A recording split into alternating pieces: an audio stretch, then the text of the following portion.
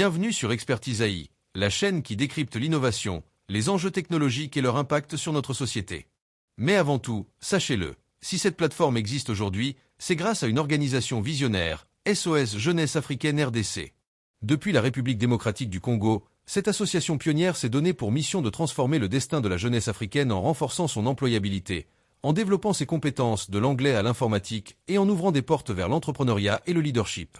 Avec un modèle unique, accessible des 1 $ par mois, SOS Jeunesse Africaine RDC incarne l'idée que l'autonomie économique et intellectuelle des jeunes est la clé du développement de tout un continent.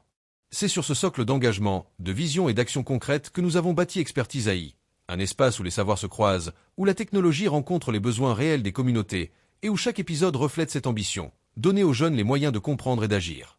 Alors, si vous voulez découvrir comment l'intelligence artificielle, l'innovation et l'entrepreneuriat peuvent transformer l'Afrique et le monde, restez avec nous.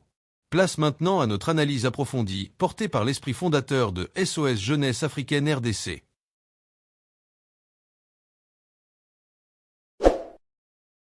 Bienvenue à toutes et à tous.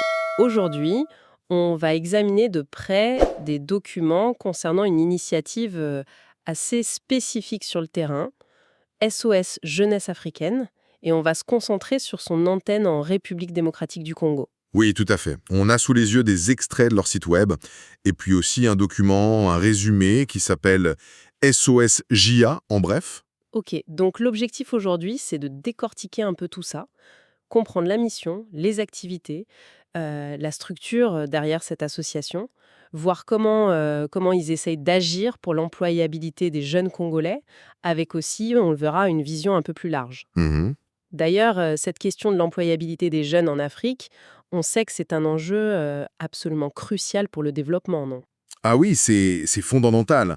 Et c'est clairement là que SOS Jeunesse Africaine RDC veut intervenir.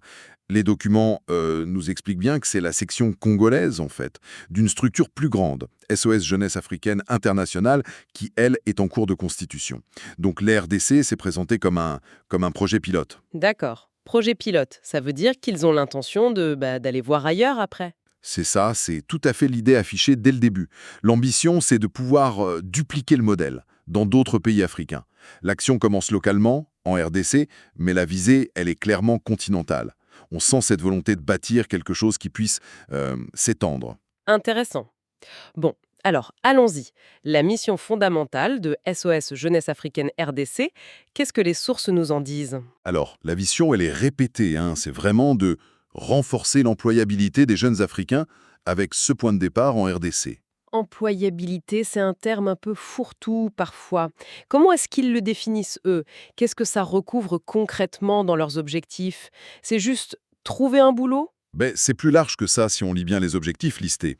Bien sûr, il y a l'idée de fournir des formations ciblées qui collent au marché, mais on parle aussi beaucoup de développer des compétences techniques, d'accord, mais aussi des compétences transversales. Ah oui, les fameuses soft skills. Exactement. Communication, leadership, travail d'équipe, c'est mentionné explicitement. Et puis, il y a aussi le mentorat, l'accompagnement. Et quelque chose d'important, créer des opportunités pour l'entrepreneuriat. Donc, employabilité ici, ça semble vraiment couvrir à la fois trouver un emploi salarié, mais aussi être capable de créer sa propre activité, quoi. Être autonome économiquement. D'accord, je vois. Une vision assez globale de l'autonomie professionnelle. Et au-delà de la mission, la vision à plus long terme, c'est quoi? La vision qui est décrite, c'est celle d'une Afrique où chaque jeune aurait les moyens, les ressources pour réaliser son plein potentiel professionnel. Ils font vraiment le lien entre, d'un côté, l'épanouissement du jeune et de l'autre, sa contribution future au développement socio-économique du continent. La jeunesse comme moteur, en gros. Ok. Ils ont même une devise, j'ai vu ça. Ensemble, cultivons le potentiel et façonnons l'avenir des jeunes Africains. Bon, ça sonne bien, mais alors, comment on passe de la devise à l'action? C'est quoi les stratégies concrètes qu'on trouve dans les documents? Alors là, on voit qu'ils ont une approche vraiment sur plusieurs fronts. Les sources nous détaillent 6 axes stratégiques principaux. Bon, premièrement, les formations professionnelles. D'accord. Les domaines cités, informatique, commerce, santé, agriculture. Ça montre une volonté de répondre aux besoins du marché local, quoi. Et l'accent est mis sur l'aspect pratique, l'adaptation. OK? Donc du concret, pas juste de la théorie. Et le deuxième axe? Le deuxième, ce sont justement ces compétences transversales dont on parlait. Communication, leadership, travail en équipe, les documents insistent sur leur importance, au-delà du savoir-faire technique pur. C'est reconnaître que le savoir-être, ça compte autant que le savoir-faire aujourd'hui. Logique. Troisième axe, le mentorat, c'est ça? Exactement. Mettre en relation des jeunes avec des professionnels plus expérimentés pour avoir des conseils, du soutien, accéder à un réseau. C'est un accompagnement plus individualisé qui peut vraiment débloquer des situations. Une sorte de coup de pouce humain, oui. Et après, quatrième axe, l'expérience pratique. Là, l'idée, c'est de faciliter l'accès à des stages, des contrats d'apprentissage, peut-être des petits boulots temporaires, pour que les jeunes puissent mettre un pied dans le monde du travail et appliquer ce qu'ils ont appris. C'est souvent là que ça coince, ce manque d'expérience initiale. Tout à fait, la fameuse première expérience. Et le cinquième axe, ça touche à la création d'entreprises, si j'ai bien compris. Oui, et ça, c'est un point assez fort, je trouve. Le soutien à l'entrepreneuriat, avec de la formation spécifique, des conseils. Les sources parlent même d'accès au financement.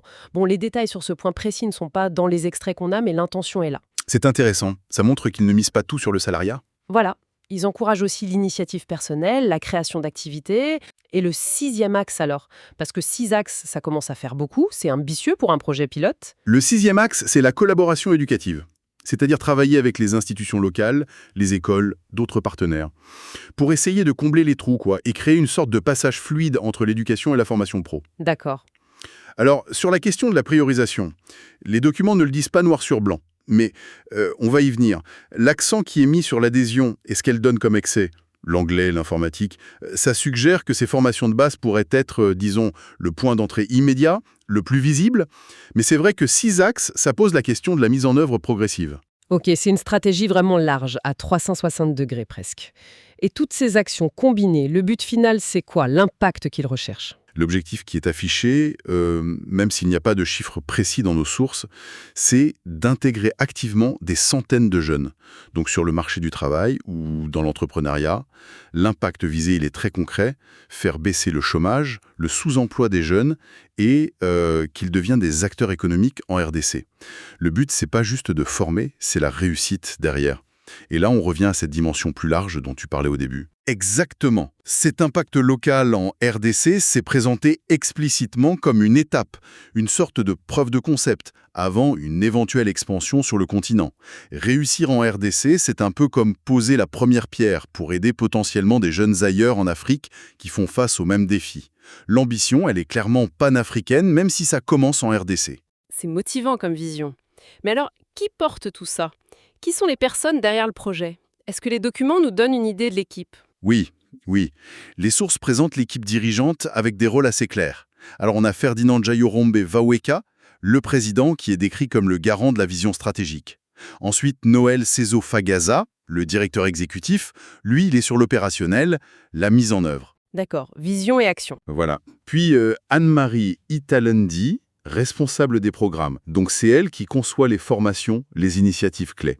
Il y a aussi Steve Vaweka, responsable des partenariats, rôle essentiel pour créer des liens avec l'extérieur, les entreprises, les institutions. Logique.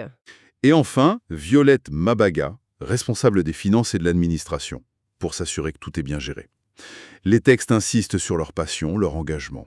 Une équipe qui semble bien structurée sur le papier.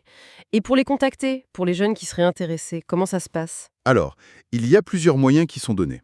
2 numéros de téléphone, un en RDC, plus 243 96 87 371, et un autre au Canada, plus 1 514 518 014 5. C'est intéressant, ce numéro canadien, ça suggère peut-être des liens avec la diaspora ou une base pour la structure internationale qui se monte. Il y a aussi un site web, www.saucejeunesseafricaine.org, et même dans le document SOSGA en bref, un lien vers un groupe WhatsApp de l'association. Donc plusieurs portes d'entrée, ok, une volonté d'être accessible, mais ça mène une question importante. Comment un jeune, concrètement, peut bénéficier de tout ça? Des formations, par exemple, c'est ouvert à tous, comme ça, sans condition? Eh bien, c'est là qu'intervient un point très spécifique et qui est vraiment mis en avant dans le document SOSGA en bref. C'est le système d'adhésion. Pour avoir accès à certains avantages clés, il faut être membre de l'association. Ah, une adhésion, ça? Et ça implique quoi financièrement?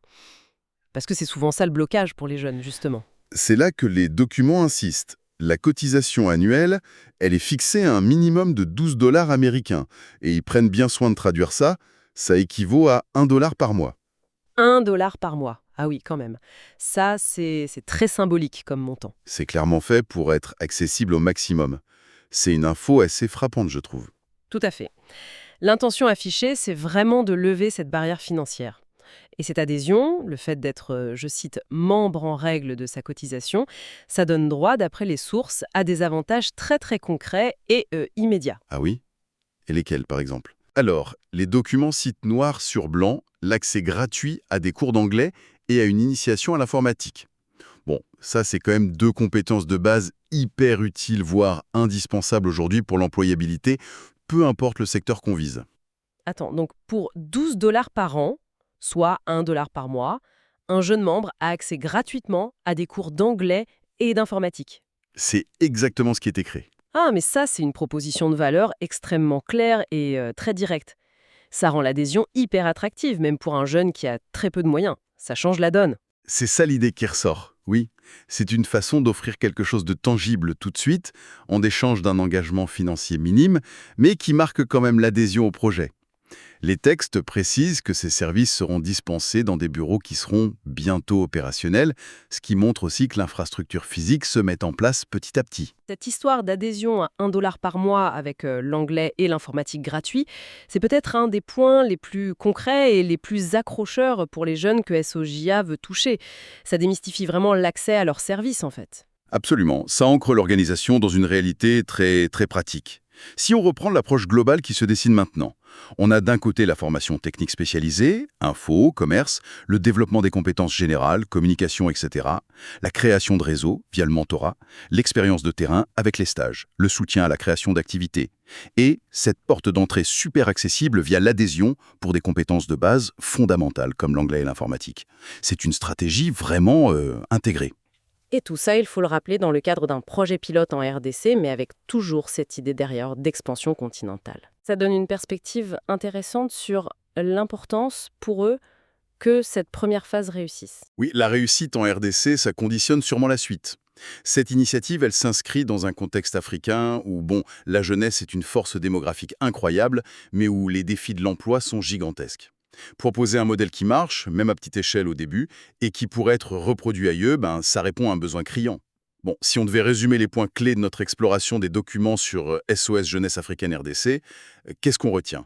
D'abord, une structure qui semble organisée, une mission claire, axée sur l'employabilité des jeunes Congolais, ensuite une approche très diversifiée, formation technique, compétences transversales, mentorat, expérience pratique et soutien à l'entrepreneuriat.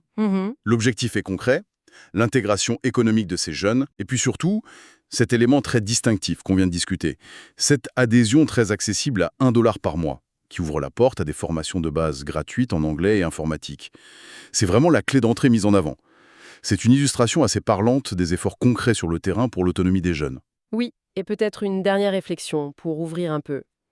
Les documents insistent sur un double objectif: préparer les jeunes à l'emploi salarié et les soutenir dans l'entrepreneuriat. À long terme, quelle dynamique ça pourrait créer sur le terrain? Est-ce que ces deux voies vont coexister facilement ou est-ce qu'il y en a une qui va prendre le dessus, que ce soit par choix des jeunes ou à cause des réalités du marché local? La capacité de l'organisation à maintenir cet équilibre et à soutenir efficacement ces deux parcours, ça sera sans doute un facteur clé de son impact sur la durée. C'est une question qui restait ouverte, et la réponse, elle se dessinera avec le temps. Expertise AI n'existerait pas sans SOS Jeunesse Africaine RDC. Aujourd'hui, vous pouvez agir. Rejoignez-les, devenez membre, soutenez leur mission. Avec seulement 1 dollar par mois, vous offrez à un jeune l'accès à l'anglais, à l'informatique et un avenir meilleur. Rendez-vous sur www.sosjeunesseafricaine.org et faites partie de ceux qui construisent l'Afrique de demain. Parce qu'investir dans la jeunesse, c'est investir dans l'avenir. Merci d'avoir suivi cette vidéo et à très bientôt sur Expertise AI.